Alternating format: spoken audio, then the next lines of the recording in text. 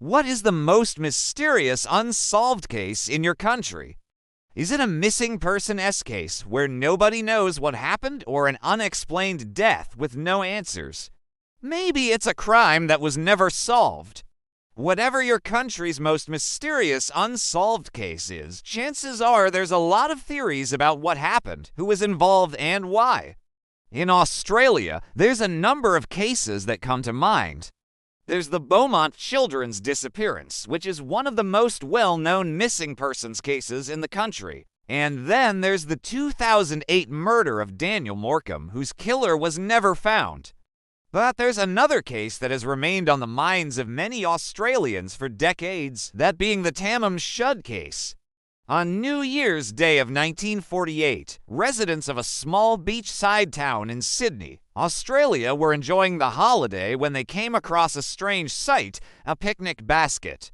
Now, picnic baskets aren't strange in themselves, especially not at the beach, but this one had been left abandoned on the sand, and its contents were quite peculiar. Inside the basket, they found a blanket, a half-empty bottle of port wine, a pair of women's flat-heeled shoes, a hat and gloves, a pipe, some tobacco, to bread and cheese sandwiches, and an empty suitcase. The items were later found to belong to a 23-year-old woman named Pamela Freeman.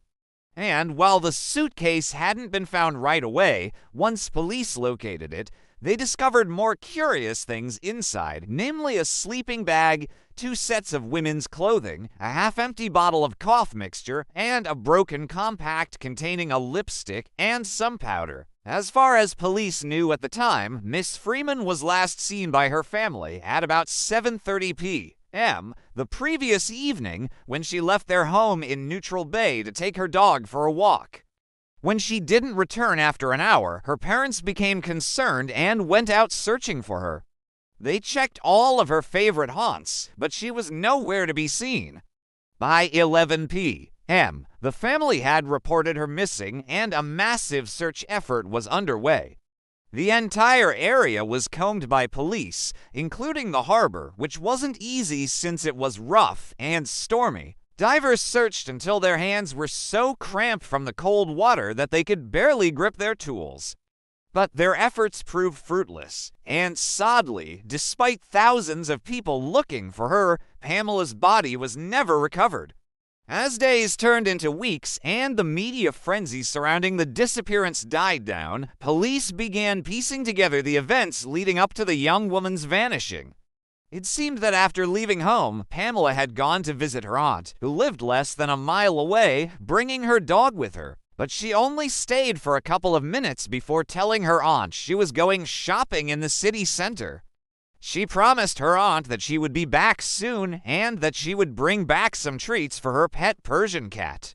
After thanking her aunt for the tea and toast she had made her, Pamela had left again, this time without her dog.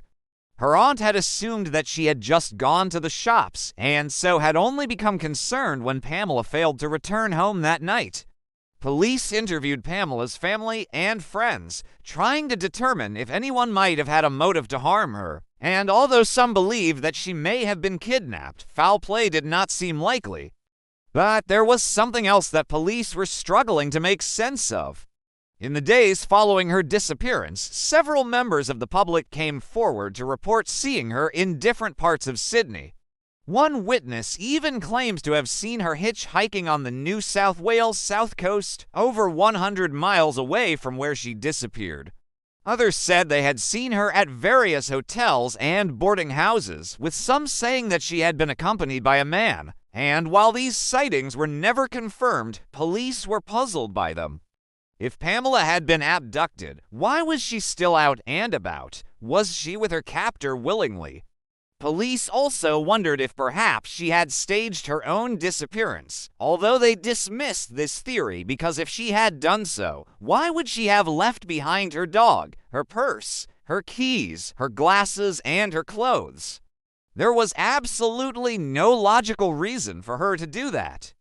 Throughout the years, numerous theories circulated about what had happened to Pamela. Some believed that she had simply wandered off and somehow met with an accident, though this didn't explain why her body had never been found.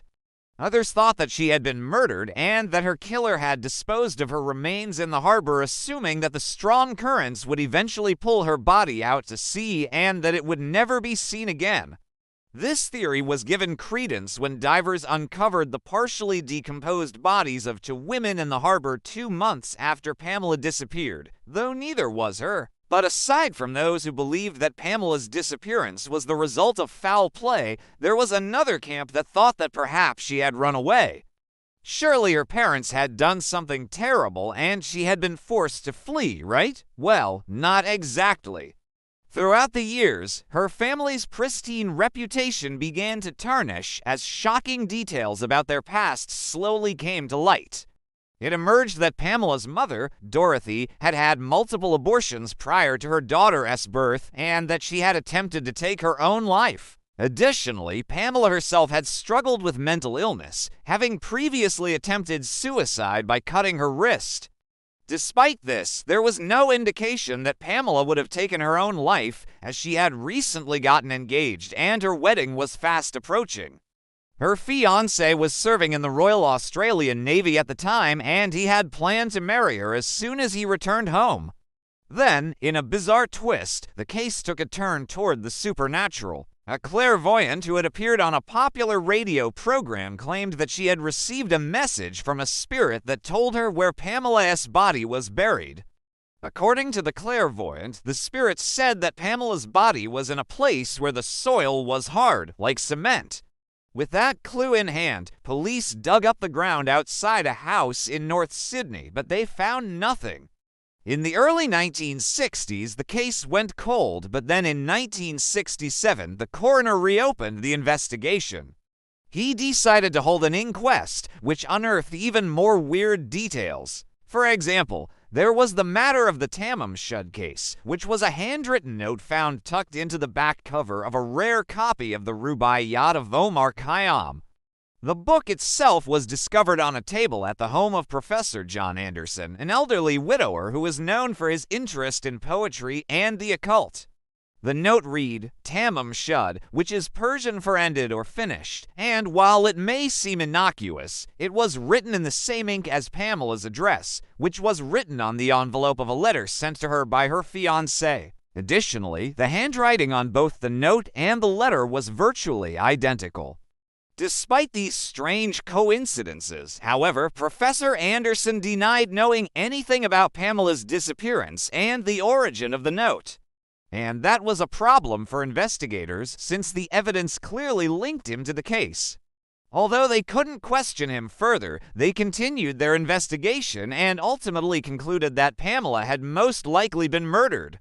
They believed that whoever had killed her had thrown her body into the harbor, never realizing that it would never be recovered. And as for the cryptic note, it was considered a red herring, a piece of misinformation meant to confuse investigators.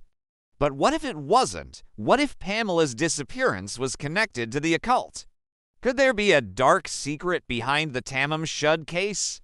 That's what a journalist named John Morris came to believe, and he set out to uncover the truth. He had been researching a separate story involving a satanic cult when he learned that one of the alleged members had visited Professor Anderson's house several times around the time of Pamela's disappearance, and it wasn't long before he uncovered a link between them. The professor's home was filled with symbols and objects related to the occult, including an old Ouija board that had belonged to the clairvoyant who had helped police with their search. But what really caught Morris's eye were 2 books that he found in the professor's library, The Key to Theosophy and The Secret Book. He borrowed the books and took them home, where he began poring over their pages. As he read, he realized that they contained messages spelled out using the same cipher, and when he decoded them, they revealed disturbing details about a group of devil worshippers who intended to sacrifice a young woman during a ritual that took place at midnight on New Year's Day in 1948. The victim was to be brought to an isolated spot and drowned in a nearby bay, and then her body would be buried in a shallow grave under a large rock. Of course, this was precisely what Pamela had been doing on New Year's Day of 1948, except she was only taking her dog for a walk. Did the pieces of the puzzle finally fit together? Had Pamela stumbled upon a satanic ritual and been sacrificed by its members? Well, what if the professor himself was a member? Morris contacted the authorities with his findings, but unfortunately, his tip was too late. The statute of limitations had already passed. Prosecutors refused to investigate, and the case of the Tamam Shud notes remains unsolved to this day. Do you think Pamela was a victim of foul play, or did she simply wander off and meet with an accident? Let me know your thoughts down in the comments. And don't forget to subscribe for more videos like this one. See you next time.